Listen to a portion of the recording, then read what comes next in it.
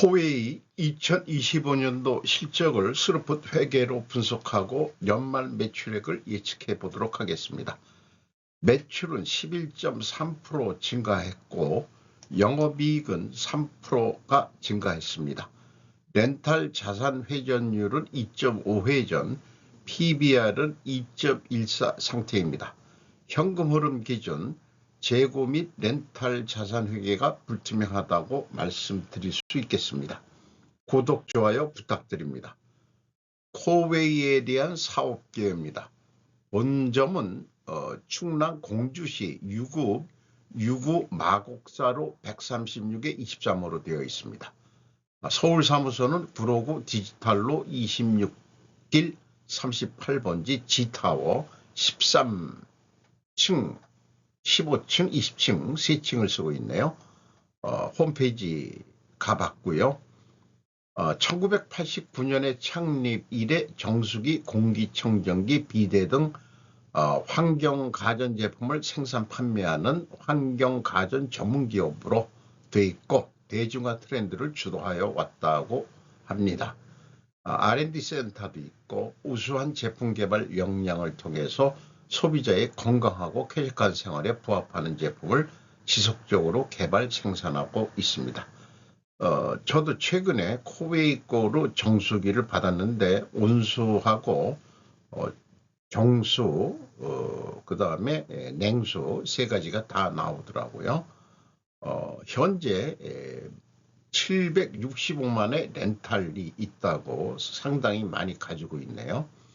외국에도 그 지점 등이 있고 또 그 외에 자회사를 통해서 수처리 기기 및 산업설비 제조업, 공업용수 공급 건설 및 운영업, 코웨이 엔텍, 가구류 제조업도 하고 있네요. 비렉스테크, 화장품 사업, 힐러비, 상품 중개업, 코웨이 라이프 솔루션, 판매 대행업 이런 등등이 종속기업으로 가지고 있다고 소개를 하고 있습니다. 주가를 보면은 77,800원으로 1년 전보다 9.9%밖에 오르질 않았네요. PBR은 2.14 상태가 되겠습니다. 5% 이상 주주는 넷마블이 25.74%로 최대 주주고요. 여기 넷마블의 최대 주주는 또 방준혁 씨죠. 24.12%, 국민연금공단이 7.17%, 임팩스 어세트 매니지먼트 그룹이 5.37%, 블랙락 본드도 들어와 있네요. 5.13%, 외국인 전체 지분율은 55.33%가 되겠습니다. JP 모건, 골드만삭스, 모건 스탠리가 눈에 띕니다. 이 정도 외국인 지분이 있으면은 이게 국내 기업이라고 50%가 넘으면 국내 기업이라고 할 수가 없는 거 아니냐, 저는 그렇게 합니다만, 물론 이제 경영진은 한국입니다만은. 스루풋 회계로 분석한 결과입니다. 매출이 3조 4,685억 원으로 전년보다 11.3% 증가했는데 매출에 비례하는 매출 재료비는 11.5% 증가했습니다. 그 차이가 플러스 0.1%이기 때문에 여기서 우리는 원재료 및 상품 매입 가격이 상승했다라고 일자 추론을 할 수 있겠습니다. 스루풋율은 73.5%로 변동은 없고요. 운영 경비가 1조 9,607억 원으로 14% 이따가 청소 소리가 들렸습니다. 죄송합니다. 운영 경비는 14%가 증가했습니다. 이것 때문에 그 TOE 생산성은 1.30으로서 0.03%가 하락했습니다. 그 결과 스루풋 영업이익은 5,884억 원으로 3%가 증가하는 데 그쳤습니다. 원가회계 영업이익은 3.3% 증가였고 원가회계 영업이익보다는 74억 4,300만 원이 적은 수치입니다. 이것은 가공비 배부 재고자산이 증가했기 때문입니다. 스루풋 영업이익률 17%, 2023년 18%에서 또 전년보다는 1.4% 하락했습니다. 원가 회계 영업이익상으로는 3.3% 증가했고요. 여기서도 그 매출원가가 13% 증가해가지고 매출원가가 0.6% 높게 증가했기 때문에 이제 영업이익률이 떨어지는 것으로 이렇게 결산이 됐죠. 슬로프가 유사합니다. 그런데 그 코웨이의 매출 구성을 보면은 리스 매출이 매출액 비율의 55.3%나 됩니다. 일시불 매출, 이 물건을 제품을 직접 파는 거 상품과 17.9%밖에 되질 않습니다. 그래서 제품 판매가 주종이 아니라 리스 매출이 주종이므로 여기에 순리적으로 그 다음에 설득력이 용이한 재무제표로 표기해 줘야 합리적일 것이다 생각을 하는데, 이런 생각을 한 것은 재무제표를 보면은 좀 이게 추적하기가 좀 어렵고 난해하고 그렇게 좀 되어 있습니다. 재고자산 명세를 보면은 제품 및 상품을 묶어서 표현하고 있습니다. 반제품이 있고요. 반제품이 뭐 제공품 성격으로 봐야 될지는 그건 잘 모르겠어요. 두 가지 합쳐서 가공비 배부 재고자산 1,045억 원으로 2024년도보다 228억 원이 크게 증가했습니다. 전체 재고는 235억 원이 증가했고요. 그 다음에 참고적으로 그 리스 매출이 많으니까 분명히 뭔가 이거를 표기하는 게 있을 텐데 뭐가 있을까 추적을 해봤더니 유형자산 속에 렌탈자산이 들어가 있습니다. 5,363억 원, 2024년도보다 이것은 713억 원이 감소했습니다. 그리고 리스 계약을 하게 되면은 금융 리스라는 채권으로 인식을 하고 있습니다. 이건 어떻게 생각하면은 수주산업의 계약자산이나 아니 수주산업의 계약자산이라기보다는 통신회사의 이 약정 기간을 뭐 3년이면 3년 해가지고 이 통신회사하고 약정 계약을 하게 되면은 그 통신사의 계약자산 같은 성격과 유사하지 않겠냐, 이렇게 생각이 되는데, 이게 이제 기간에 따라서 단기 유동 금융 리스 채권이 있고 장기 금융 채권이 있습니다. 그것이 가치가 2조 6,852억 원으로 6,663억 원이 증가한 것으로 그렇게 결산을 했습니다. 리스 매출 비중이 55% 이상이므로 렌탈 자산은 유형 자산에서 분리하여 재무상태표상 별도 표기해 줄 필요가 있다고 저는 판단합니다. IFRS 18이라는 것을 최근에 다시 배우게 됐는데 새로 나온 거죠. 고려할 필요가 있고 공식적으로 2027년부터 의무 적용을 하게 되어 있습니다. 렌탈 자산은 감소했고 금융 리스 채권은 매출 증가에 따라 증가했다고 이렇게 보여집니다. 리스 계약 주소 회계적 판단에서 회사가 쭉 설명을 하고 있습니다. 약정, 리스 제공자, 자기네들 입장에서 표현한 거고요. 렌탈 자산에 대해서 리스 계약을 체결하고 있다, 이렇게 쭉 설명을 하고 있고, 리스 이용자에 따라서 뭐 자기네들이 처리하는 방법에 대해서 소개를 하고 있습니다. 비용의 성격적 분류 내용입니다. A, 재고자산의 변동 마이너스 228억 원이면 재고가 증가했다는 뜻이고요. 상품 및 원재료의 사용, 재료비라고 표현했습니다. 9,348억 원, 11.7%가 증가했습니다. 여기서 미리 말씀드리면 재고자산 명세에 상품과 제품이 묶어서 표기하고 있으므로 B의 상품 표기는 매입액으로 간주를 하도록 하겠습니다. 상품의 사용이면 상품 매출원가인데 그것이 별도 표기가 없기 때문에 여기는 이 경우에는 이 A 재고자산 변동에 상품이 들어가면은 상품은 매입액이 되어야 되고 원재료는 사용액이 돼야 됩니다.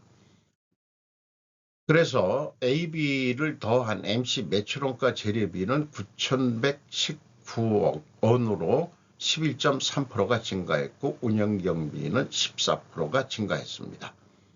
운영경비에서 판매관리비 1조 5,098억 원을 뺀 4,509억 원이 공장 가공비가 되겠습니다. 금액상 16.5%가 증가했고요.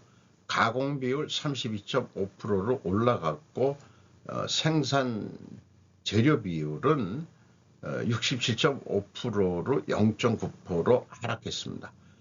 여기서 원재료 및 상품 매입 가격이 하락했다라고 1차 추론을 하게 되는데 1차 추론과는 모순이 나옵니다. 이게 렌탈 자산과의 관계가 있다고 보여집니다. 재고자산 증감은 일치를 합니다. 그리고 참고적으로 이 현금 흐름에 렌탈 자산이 별도로 표기가 되어 있습니다. 현금 흐름에는 렌탈 자산이 별도로 표기가 되는데 재무상태표에는 렌탈 자산이 유형자산 속에 들어가 있버리죠. 이런 경우는 좀 식별이 용이하게 재무상태표에 렌탈 자산을 표기해 줘야 되지 않겠냐 이렇게 생각합니다. 그래서 현금 흐름상 렌탈 자산으로 얘기하면 현금이 938억 원 나갔는데 유형자산 속에 렌탈 자산은 713억 원입니다. 그럼 차이가 225억 원의 현금이 어디로 날아갔다는 뜻인데 회기 손실이 239억 원이나 됩니다. 이것도 현금 흐름표에 나오는 얘기입니다. 차이가 14억 원 적게 났지만 전년도 2년 동안엔 972억 원 이런 큰 차이가 있습니다. 이렇기 때문에 회계 투명성을 위해서라도 렌탈 자산을 별도 재무상태표에 표기를 해줘야 되는데 이게 설마 폐기 손실 말고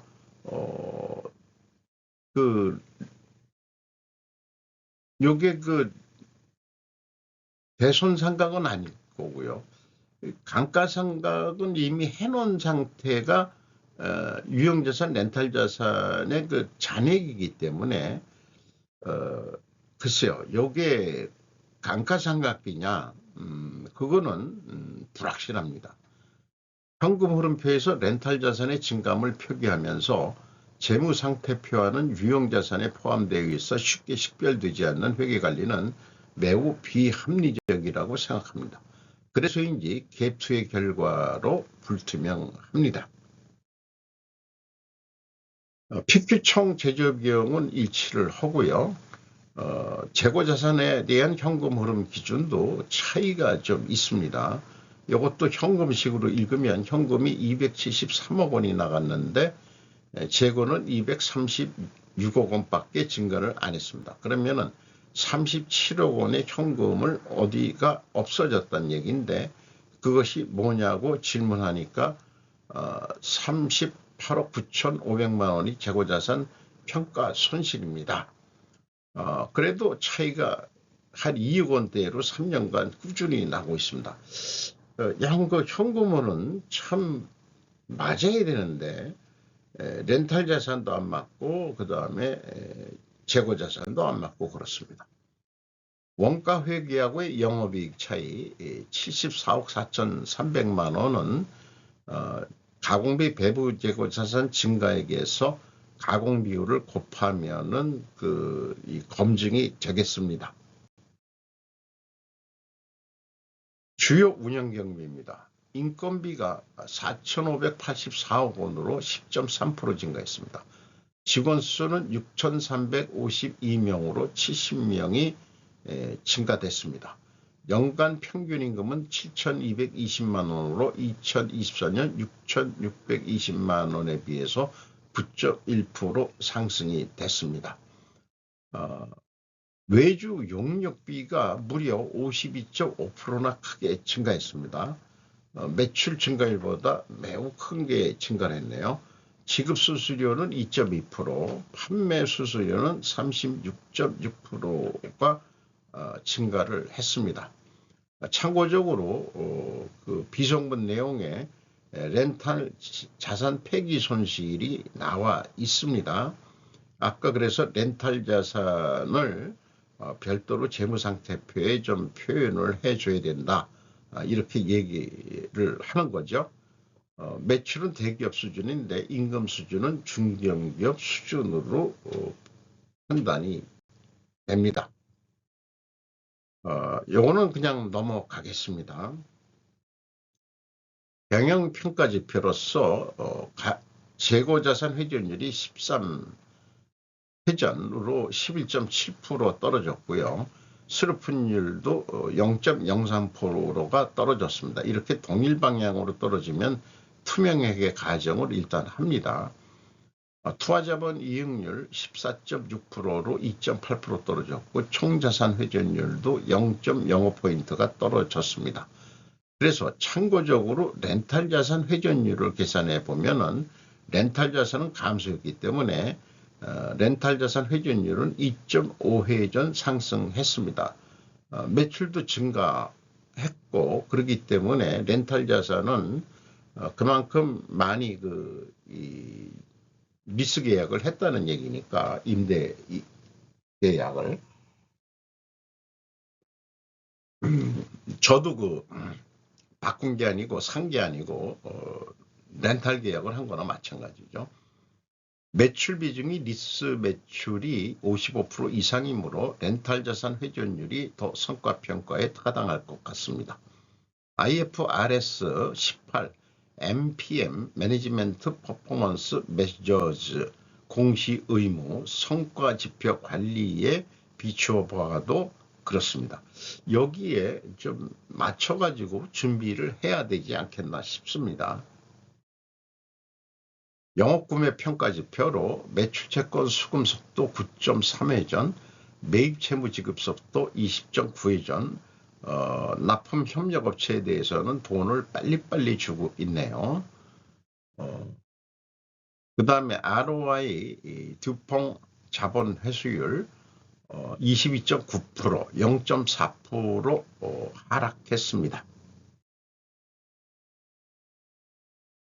두 가지 경영평가 지표 중에서 재고 회전율은 상승을 했고요. 실업분율은 하락을 했기 때문에 부식회계 개연성 가정을 세울 수 있습니다. 이걸 제가 잘못 표현한 건가요? 어쨌든 좀 뒤로 가서 다시 확인해 보죠. 원재료 가격이 이 정수기 쪽만인 것 같습니다. 비대도 들어가 있는지는 모르겠습니다만은 1.3% 상승이 됐는데 전체 매입 비중이 20%뿐이 안 되는 0.3% 상승했습니다. 그리고 판매 가격은 어떻게 우연히 단순 평균 해보면은 동결된 형태로 나타납니다. 가중 평균을 이걸 품목별로 할 수 있으면 좀 다르게 나올 수 있는데 동일한 그 매출 비중은 17.9%거든요. 일시불 매출 제품 가격 수위니까. 그러니까 이런 판매 가격에는 렌탈 가격도 좀 공시를 해줘야 된다고 생각을 합니다. 매출 제품별로 이 매출 이익률까지 한번 계산을 해봤습니다.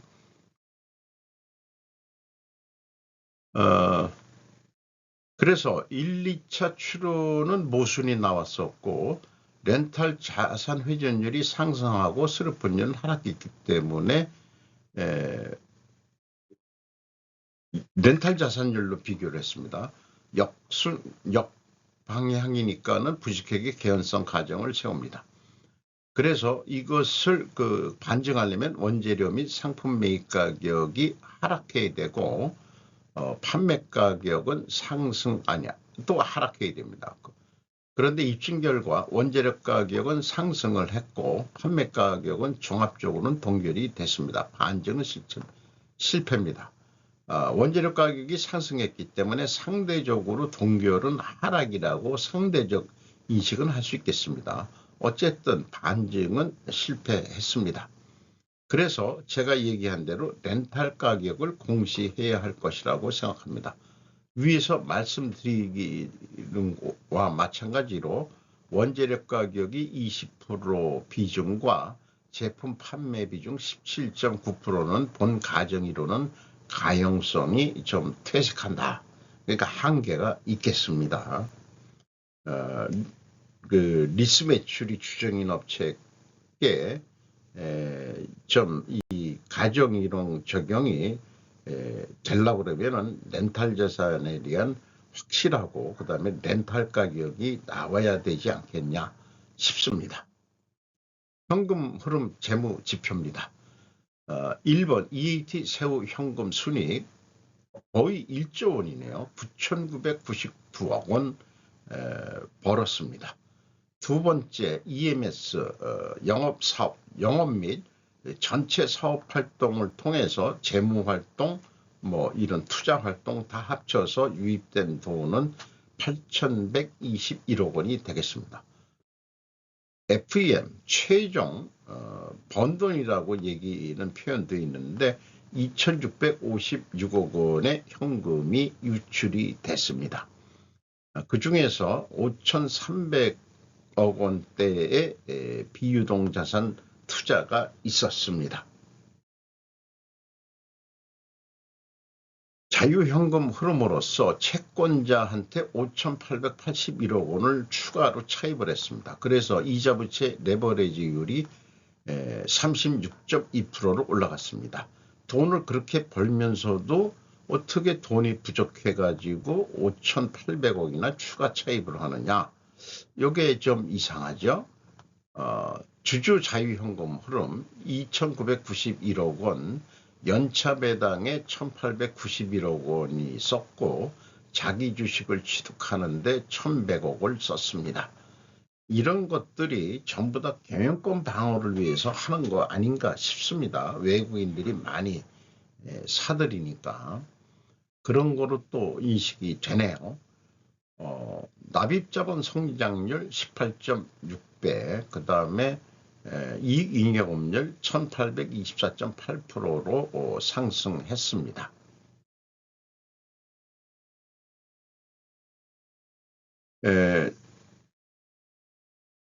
매출 실적을 근거로 2026년도 매출액을 예측해 보도록 하겠습니다. 운영경비가 14% 올랐었는데 2026년도에 10%만 오른다고 봤습니다. 그리고 영업이익은 3% 상승했는데 4% 더 1% 더 오르는 거로 예측을 해서 이것을 스루프율로 나누면은 3조 7,673억 원 정도 하지 않겠냐. 또 매출 재료비 기준으로도 1 더하기 8.6% 해서 매출 재료 비율로 나누면 동일한 금액으로 매출을 예측해 볼 수 있겠습니다. 요거를 어떤 건물 하나에 전체 정수기 렌탈 달 계약 렌탈비라고 가정을 하죠. 370만 원에 계약을 했다 그러면은 한 54만 4천 원 남는 거로 이렇게 예측을 해볼 수 있겠습니다. 그런데 더 노력을 좀 해보자. 다른데 역건물까지 렌탈 재고 회전율을 한 10.2%까지 올려보자 그러면은 그 렌탈 리스 계약 그 가격이 415만 1,000원까지 올라가게 될 것이고, 이 경우 뭐 조금 더 영업 노력을 하니까 운영 경비가 좀 들어간다고 보고, 그러면은 한 76만 8,000원 남는 거로 그렇게 얘기가 될 수 있겠습니다. 원가 회계가 더 이상 필요 없다는 학문적인 표현으로 좀 작성해 본 내용입니다. 요거는 과잉 생산하지 말자는 취지고요. 그리고 로스차일드에서 원가 회계는 이제 쓰레기통에 버리자고 주창해 주기를 바라는 의미에서 작성한 내용이 되겠습니다.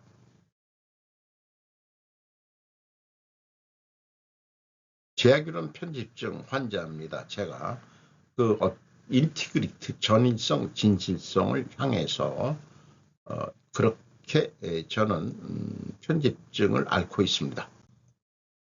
오늘도 좋은 하루 보내시기 바랍니다.